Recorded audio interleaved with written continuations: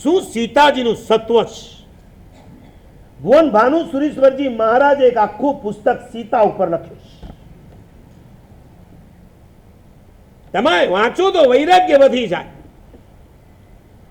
એકલી અટુલી આ નારી ધર્મના ભરોસે જંગલમાં ચાલે છે.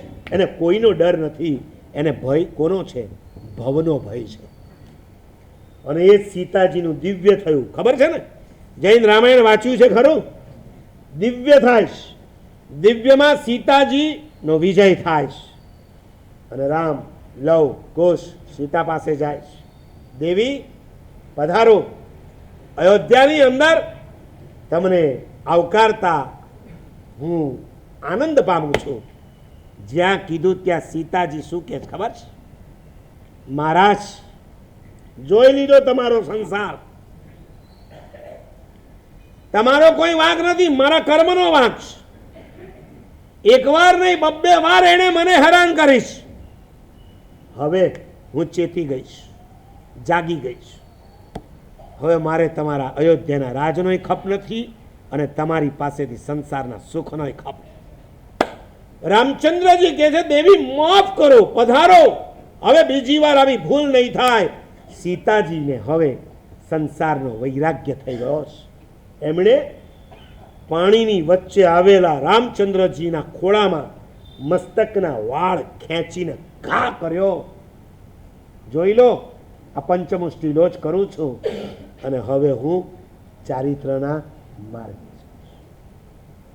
માંડ નિરાતે દીકરાઓની સાથે પતિની સાથે સંસારમાં બેસવાનું જ્યારે સૌભાગ્ય મળ્યું ત્યારે સંસાર આખો જોઈ લીધો તો એ સંસાર ઉપર વૈરાગ્ય થાય.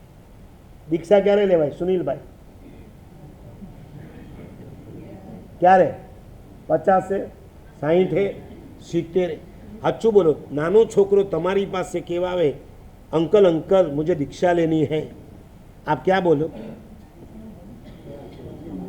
जल्दी बोलो. શું કીધું? થોડી સમજણ શક્તિ આવે ત્યારે. પટવા એ છોકરો એમ કે મને તો નથી પણ તમને તો છે ને, હું કામ બેઠા છો, ઊભા થાવ. હવે હું જવાબ આપો? લો બંધ. તમે એમ નહીં સમજતા નાના છોકરા બુદ્ધુ હોય. નાનો છોકરો તમને કેવા આવે તો તમે શું કહો ખબર? બેટા લેવી સહેલી છે, પાળવી કઠિન છે. લેવી એ ખાવાના ખેલ છે, પાળવી એ ખાંડાના ખેલ છે. લોખંડના ચણા ચાવવા જેવી અઘરી દીક્ષા છે.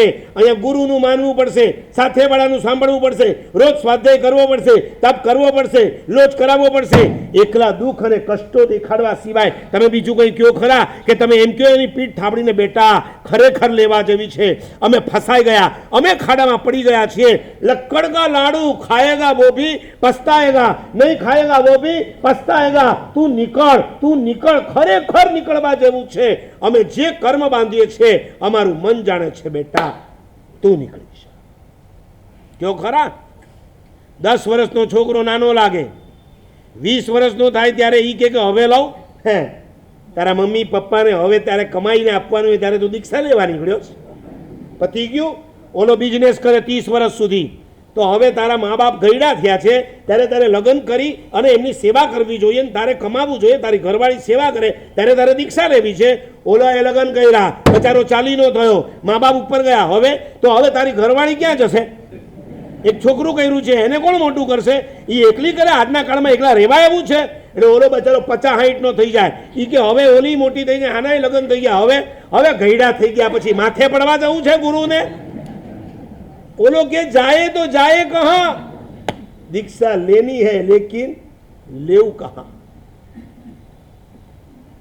बाना सिवाय बीजू कई छे तमारी?